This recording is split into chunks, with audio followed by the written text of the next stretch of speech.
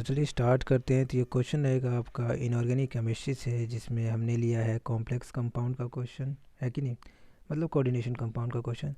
तो क्वेश्चन में ये बोला जा रहा है कि sum of coordination number and oxidation state of central metal ion. तो आपके पास एक कॉम्प्लेक्स कंपाउंड है, ठीक है।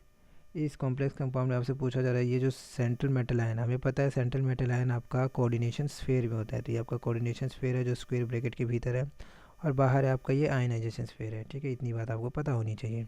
तो ये आपका जो मेटल है इसका आपको क्या बताना है, इसका आपको कोऑर्डिनेशन नंबर बताना है, ठीक है। और प्लस में ऑक्सीडेशन स्टेट बताना है, इन दोनों का सम बताना है कितना होगा, ठीक है।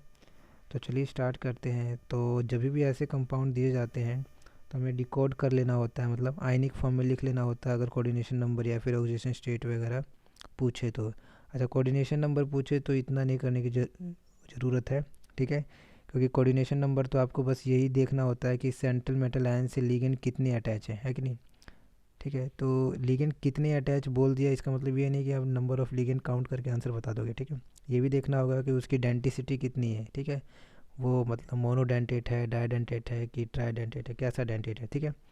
फिलहाल यहाँ पर जो लिगेंड है यहाँ पर ये मोनोडेंटेट है, इसका मतलब ये एक ही कोऑर्डिनेशन बॉन्ड बना सकता है एक लिगेंड, ठीक है। तो यहाँ पर हम कह सकते हैं कोऑर्डिनेशन नंबर यहाँ पर मेटल का कितना हो जाएगा, इस मेटल का हो जाएगा कोऑर्डिनेशन नंबर 3, ठीक है, क्योंकि यहाँ पे 3 लिगेंड है, ठीक है। हाइपोथेटिकल है पर ठीक है, हो गया, ओके। तो कोऑर्डिनेशन नंबर हो गया यहाँ पर 3। अब निकालना आपको कोऑर्डिनेशन ऑक्सीडेशन स्टेट निकालना है।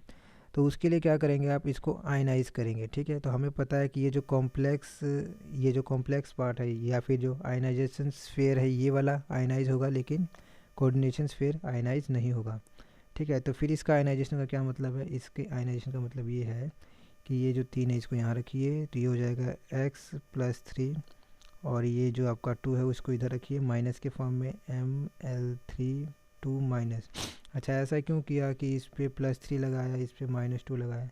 तो हमें पता है कि जब भी आप सॉल्ट वगैरह लिखते हो, जैसे कि NaCl लिखा आपने, तो NaCl में सबसे पहले कैटायन लिखते हो, उसके बाद एनायन लिखते हो, है ना।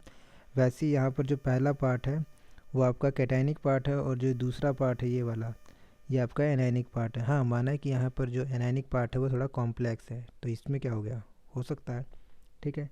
तो आपको एनायनिक पार्ट पता चल गया, बस इसी से आपको कोऑर्डिनेशन ऑक्सीडेशन स्टेट निकालना है, ठीक है। तो Ml3 की पावर -1 आए थे ना, ठीक है।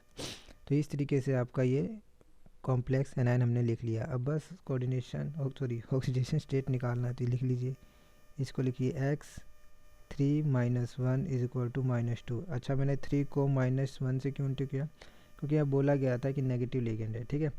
तो बस अब इसका आंसर कितना आ जाएगा, इसका आंसर आ जाएगा आपका +1, ठीक किया ना, ठीक है। और कोऑर्डिनेशन नंबर आपका पहले से कितना था, 3, तो +1 + 3 कितना हो गया, 4, तो इसका सम कितना आएगा, 4 आ जाएगा, ठीक है। बस इतना सा क्वेश्चन था, ठीक है। चलिए, थैंक यू।